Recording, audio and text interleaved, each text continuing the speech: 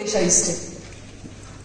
ನಮ್ಮ ಹಾಸನದಲ್ಲಿ ಅಷ್ಟೇ ಅಲ್ಲ, ನಮ್ಮ ರಾಜ್ಯದಲ್ಲಿ ಈಗ ಉದ್ಯೋಗ ಪರ್ವ ಪ್ರಾರಂಭ ಆಗ್ತಾ ಇದೆ. ನಿಜ ಹೇಳಬೇಕು ಅಂದ್ರೆ ಈ ಸಮಯದಲ್ಲಿ ಯಾರು ನಮಗೆ ಒಂದು ಸರ್ಕಾರಿ ಉದ್ಯೋಗವನ್ನ ಬೇಕು ಅಂತ ಆಸೆ ಪಡ್ತಾ ಇದ್ರು ಅವ್ರಿಗೆಲ್ಲರಿಗೂ ಒಂದು ಸುವರ್ಣ ಅವಕಾಶ.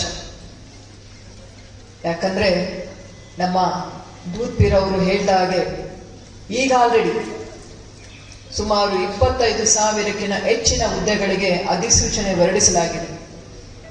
ಇನ್ನು ಮುಂದಿನ ದಿನಗಳಲ್ಲಿ 40,000ರಿಂದ 45,000 ಹುದ್ದೆಗಳು ಬರುವ ಅವಕಾಶ ಇದೆ.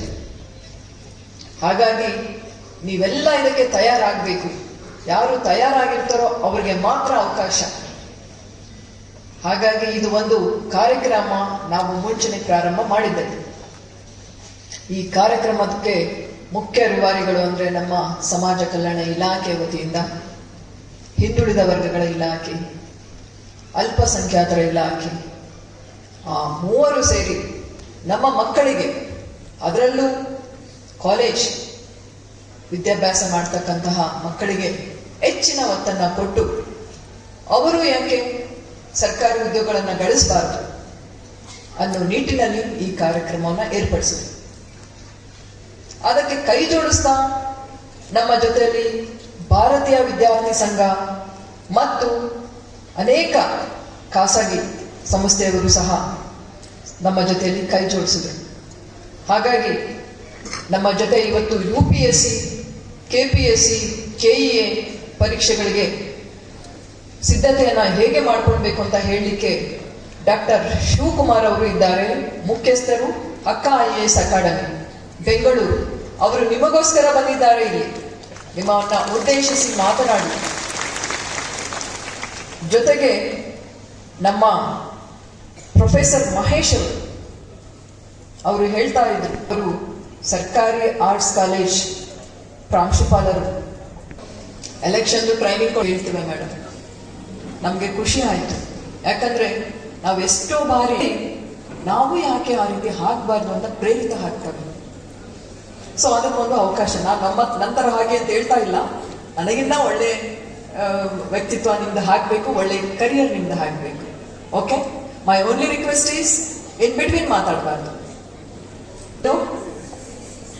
ಕೇಳಿಸ್ಕೊಳೋದು. Can I use this one? ಕೇಳುತ್ತೆ ಮಾಡೋದೇ ನಮ್ಮ ಕೆಲಸ.